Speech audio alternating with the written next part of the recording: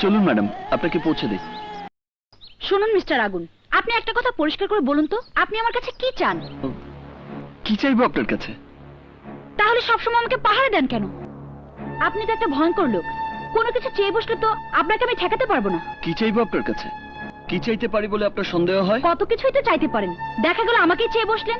আমার দেহ, আমার মন, সবকিছু।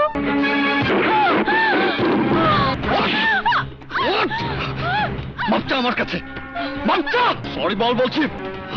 সরি।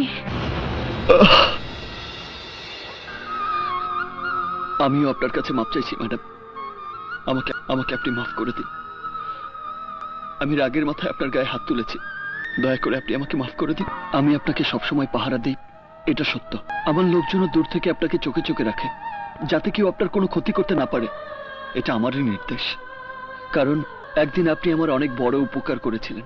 যখন কোনো উকিল আমার পক্ষে দাঁড়াতে অস্বীকার করেছে, তখন আপনি বীরের মতো আমার পক্ষে দাঁড়িয়ে নিশ্চিত ফাঁসির কাষ্ট থেকে ফিরিয়ে এনেছিলেন। সেদিন থেকে আমি জানতাম আমন খানের লোকজন আপনার এবং আমার ক্ষতি করতে পারে। তাই আমি নিজে যেমন সতর্ক থেকেছি, তেমনি আপনাকেও সবসময় নিরাপত্তা দেওয়ার চেষ্টা করেছি।